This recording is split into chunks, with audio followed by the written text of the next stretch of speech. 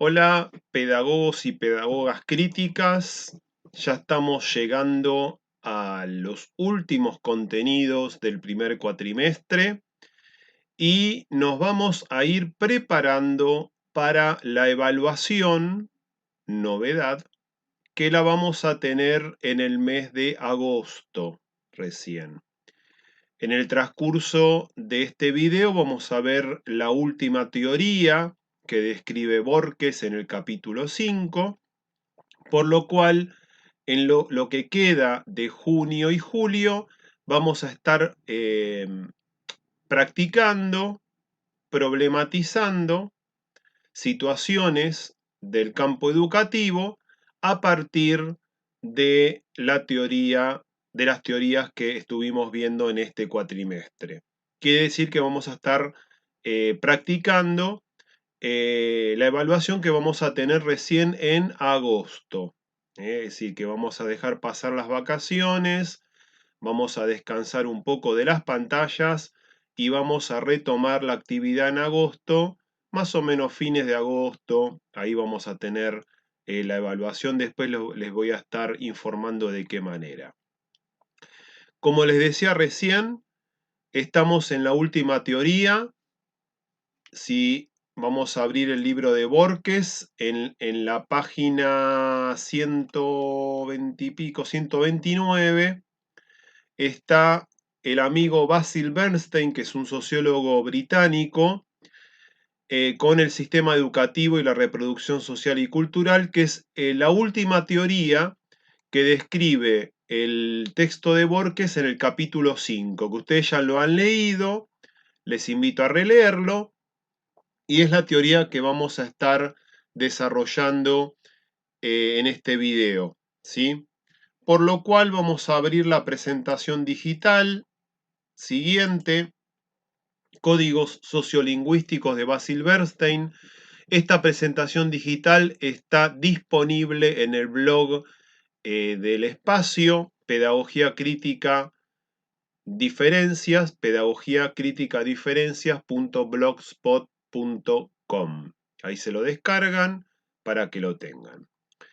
Como siempre decimos, la década del 70 fue una década de muchas teorías que comenzaron a cuestionar el campo educativo. Basil Bernstein en el año 75, 1975, saca un libro llamado Clases, Códigos y Control y desarrolla su teoría sobre los códigos sociolingüísticos que se usan en la escolaridad.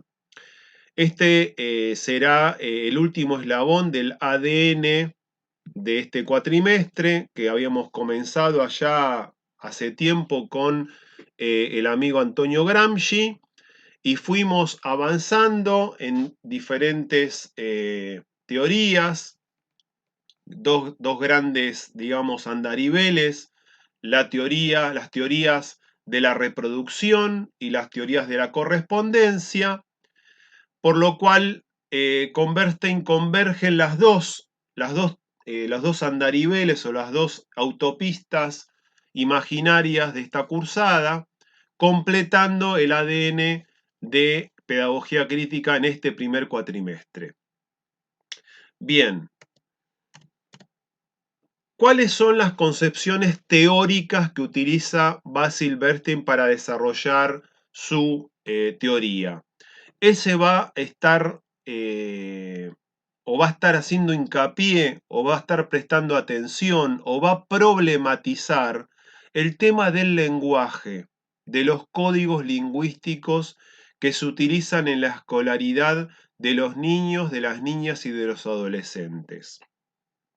Él tiene dos periodos teóricos. Primero utiliza el concepto de lenguaje, que después lo va a transformar y lo va a abonar, a enriquecer con un cambio de concepto y lo va a cambiar por el concepto de código. ¿Sí? ¿Por qué? Porque el código no solamente se restringe al lenguaje escrito, sino el código está presente en todos los lenguajes, ya sea lenguaje en video, lenguaje de imagen, lenguaje de sonido, lenguaje escrito, por lo cual el concepto de código es mucho más completo que el de lenguaje, porque siempre pensamos en el lenguaje escrito o hablado, pero en estos tiempos de enfoques multimediales hay una convergencia de muchos lenguajes para poder expresar una idea.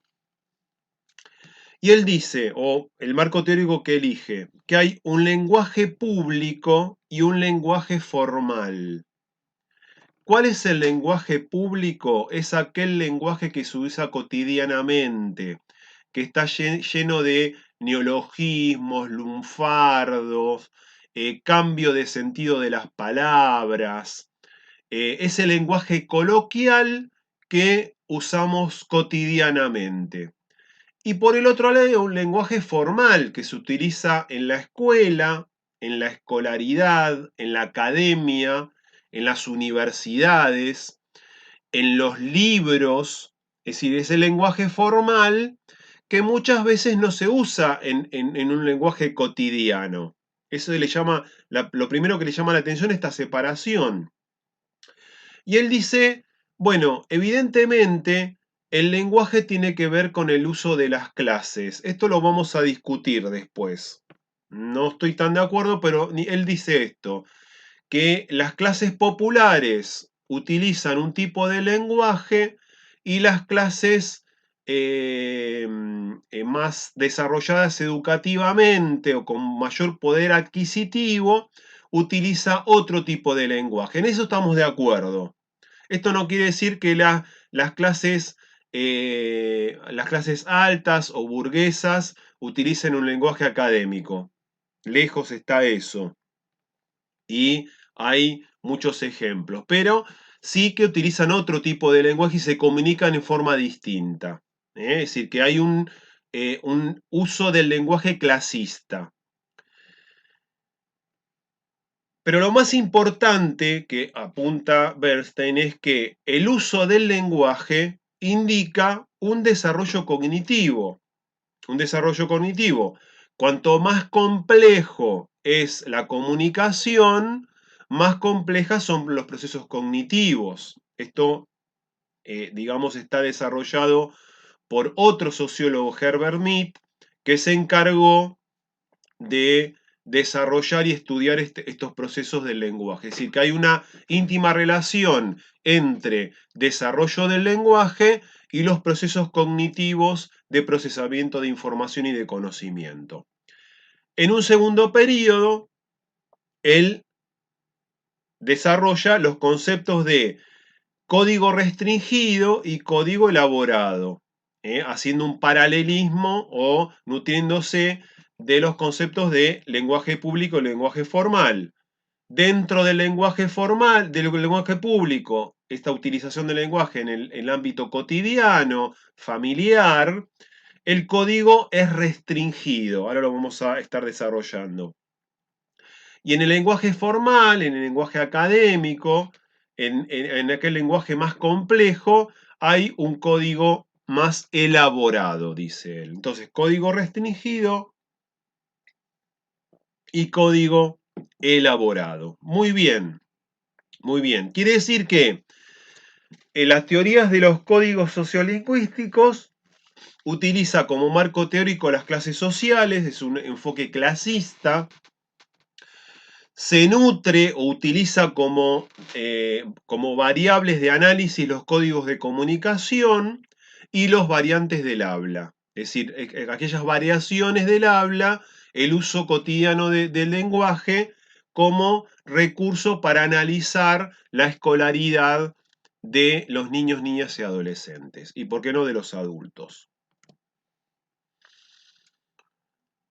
Bien, acá se complejiza un poquito más la teoría. Él va a utilizar un concepto muy interesante y muy difundido en el uso de la sociología, que es el concepto de solidaridad. El concepto de solidaridad es acuñado por Durkheim, por Émile Durkheim, que es un sociólogo de fines del siglo XIX, principios del XX, francés, es uno de los padres fundadores de la disciplina sociológica, que él desarrolló el concepto de solidaridad, es decir, cómo se aglutinan los individuos en una sociedad. Entonces él dice, hay dos tipos de solidaridades, la solidaridad mecánica y la solidaridad orgánica. ¿Para describir qué cosa? Para describir la lógica de relación en lo comunitario tradicional y las sociedades modernas. Es decir, que Durkheim va a explicar por medio del concepto de solidaridad que la forma de relacionarse en las personas en una comunidad tradicional es diferente a la forma de relacionarse en las sociedades urbanas modernas. Y él dice, en las comunidades tradicionales hay una solidaridad mecánica. ¿Por qué?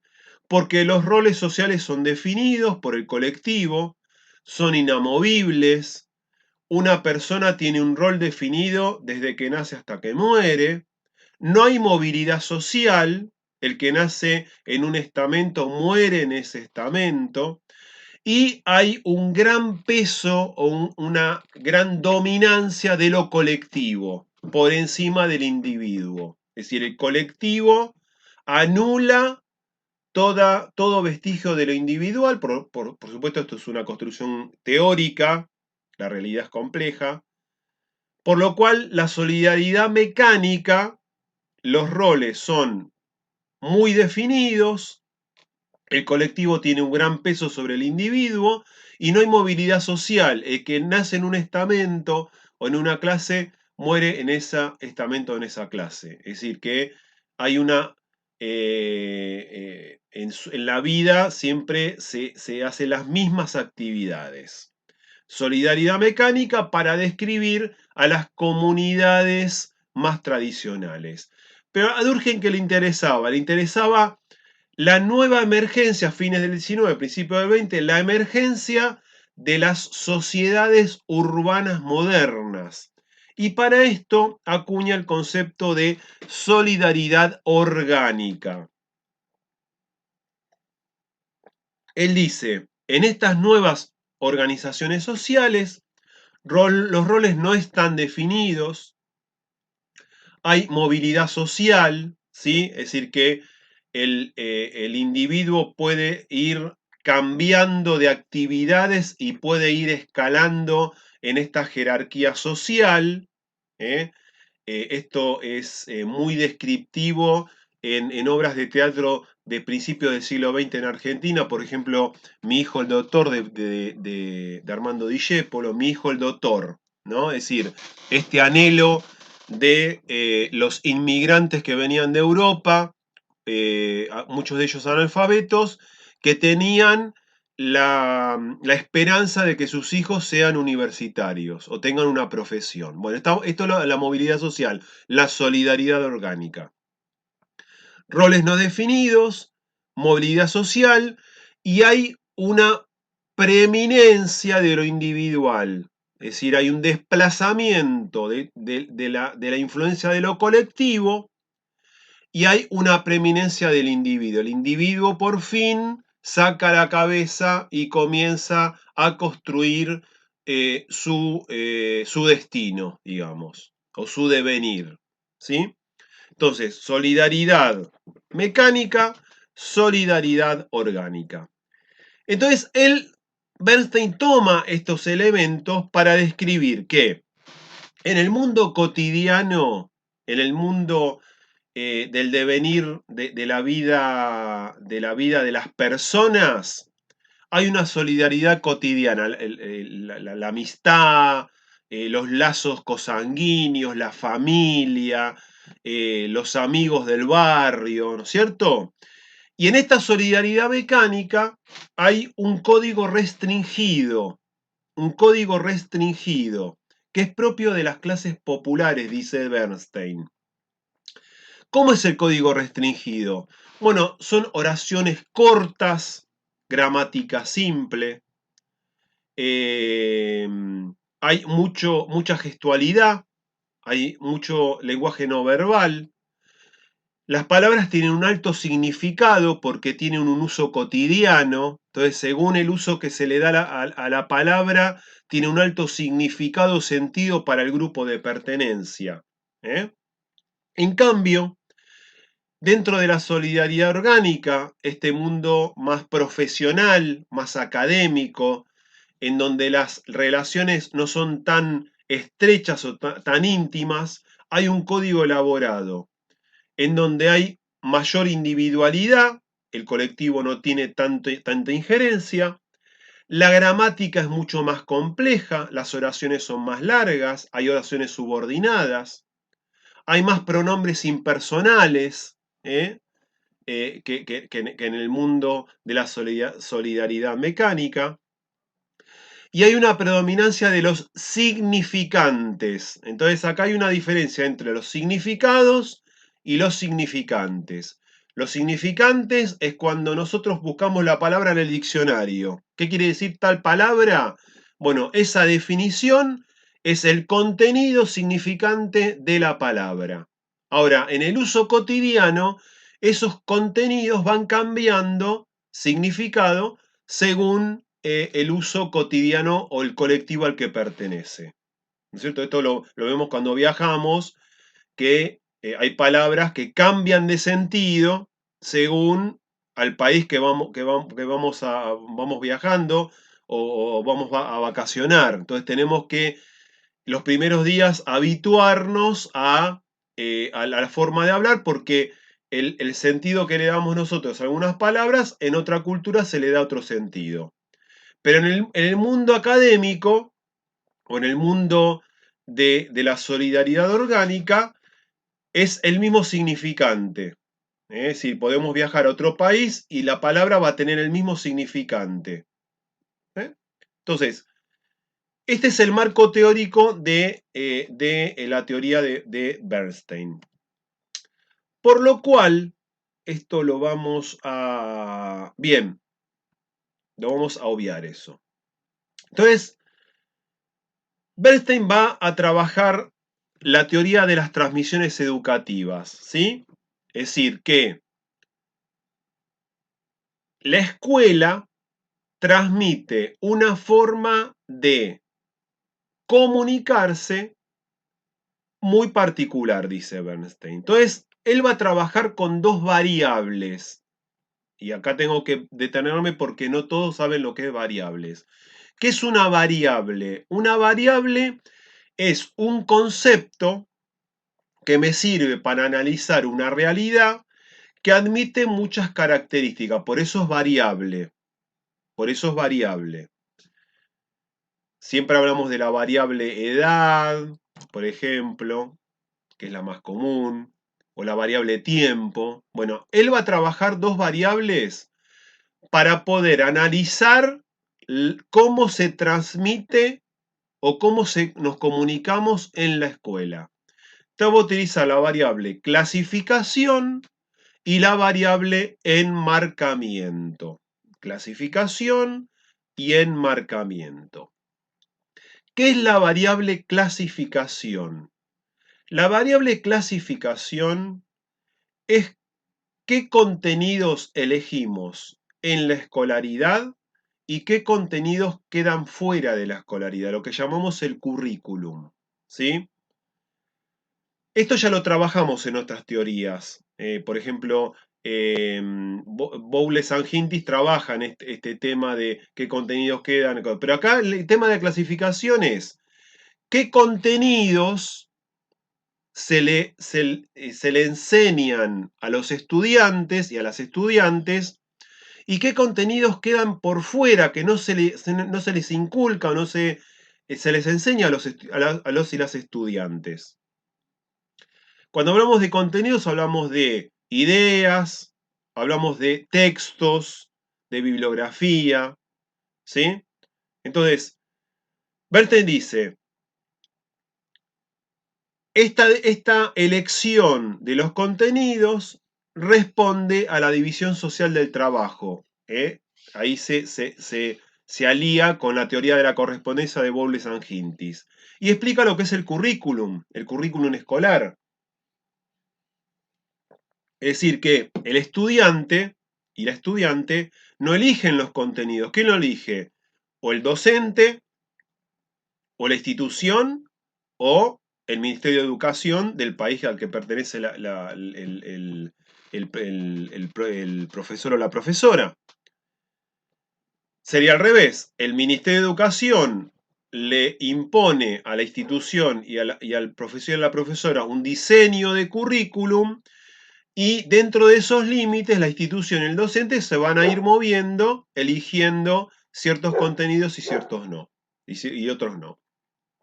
Eso es clasificación.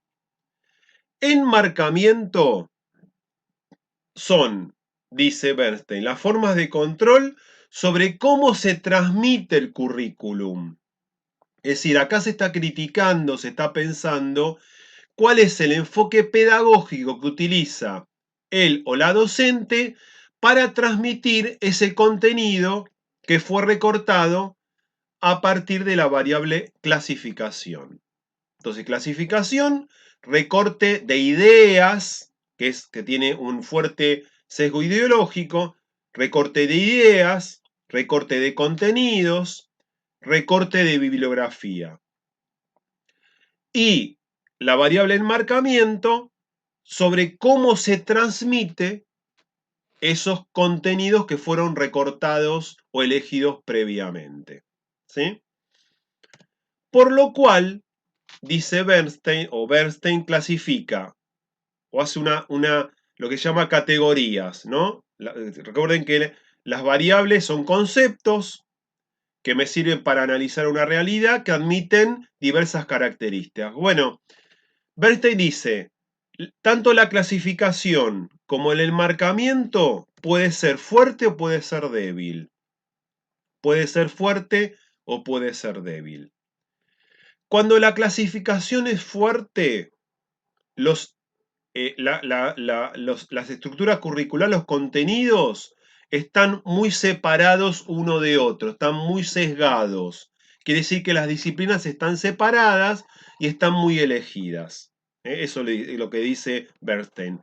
Cuando la clasificación es fuerte, las disciplinas son compartimientos estancos y no se relacionan entre sí. Y cuando la clasificación es débil, hay una fuerte interrelación de contenidos y hay una interdisciplinariedad. Es decir, la clasificación fuerte es el enfoque tradicional y un poco lo que se busca, por ejemplo, con las planificaciones por proyecto, es tener o buscar la búsqueda de una clasificación débil del contenido. Es decir, que el contenido se problematice a partir de una interdisciplinariedad. En cambio, el enmarcamiento, cuando el enmarcamiento es fuerte, cuando se limita a lo enseñable, cuando el estudiantado no participa en la elección de los contenidos, tampoco participa en el enfoque que utiliza el profesor, y hay una baja interacción entre estudiante y docente.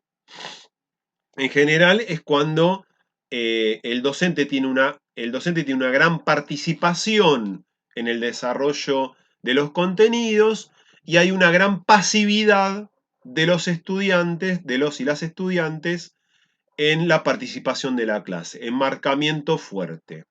En cambio, el enmarcamiento débil, no hay límites en lo enseñable, es decir, que se deja que la clase fluya, hay una alta participación del estudiantado, quizás el docente planificó un contenido, pero en el devenir de la clase surgen otros contenidos y deja que esos nuevos contenidos estén presentes en la clase, por lo cual, si el estudiantado participa, el enfoque pedagógico es flexible, porque hay ciertos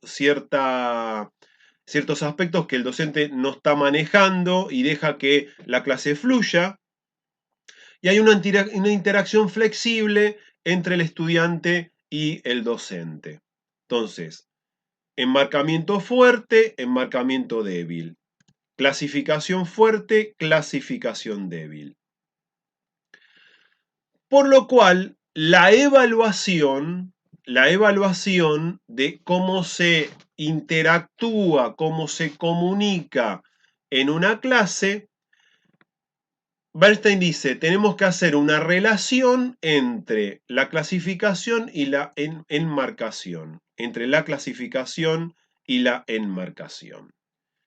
Por fin, cuando la teoría de Bernstein desarrolla las variables clasificación y enmarcamiento, ahí podemos evaluar cuál es el código de comunicación en una situación educativa. ¿Cuáles son los códigos de comunicación? Y él dice que hay dos tipos de comunicación o de códigos, el agregado y el integrado. Volvemos atrás para recordar. El código restringido era de la solidaridad mecánica, era el uso popular o el uso cotidiano del lenguaje. El código elaborado era un código más académico, más de uso en relaciones profesionales. El código restringido tiene oraciones cortas, en donde las palabras tienen un gran uso de sentido dentro del colectivo de uso, dentro de la cultura de uso. En cambio, el código elaborado, las oraciones son más largas, más complejas, los pronombres son impersonales y hay una predominancia de los significantes y de lo que quiere decir la palabra en el uso del diccionario, digamos, ¿sí? Habiendo dicho esto, él dice, hay un código agregado y un código integrado. ¿Cuándo el código es agregado? Cuando la clasificación es fuerte y cuando la enmarcación es fuerte. Quiere decir que el currículum está sumamente delimitado y hay poca interacción pedagógica entre el estudiante y el docente. El código es agregado. ¿Cuándo es integrado? Cuando la clasificación es débil y cuando la enmarcación es débil. Quiere decir que hay una gran interdisciplinariedad y hay una gran participación de los estudiantes con el docente realizando o generando una interacción flexible. Entonces, el código es agregado cuando hay un recorte en esos códigos, es decir, que se le impone al estudiante el lenguaje de las disciplinas, y el estudiante no participa en la construcción de los significantes o de los significados, es decir, que el estudiante no participa en los significados, en el uso cotidiano de esos contenidos. En cambio, en el código integrado, la interacción es flexible, no hay una delimitación de los contenidos dentro de una disciplina propiamente dicha, sino que se prima no solamente los significantes, sino los significados. ¿Sí? Habiendo dicho esto, esta es la teoría de Basil Bernstein. La semana que viene ya vamos a empezar a entrenarnos, a practicar lo que va a ser la evaluación de agosto. Por lo pronto, la semana que viene vamos a practicar esta teoría y después ya sí, a partir de análisis de casos, vamos a ir interactuando y relacionando todas las teorías que hemos visto en este cuatrimestre. Buena semana, les deseo lo mejor. Chao.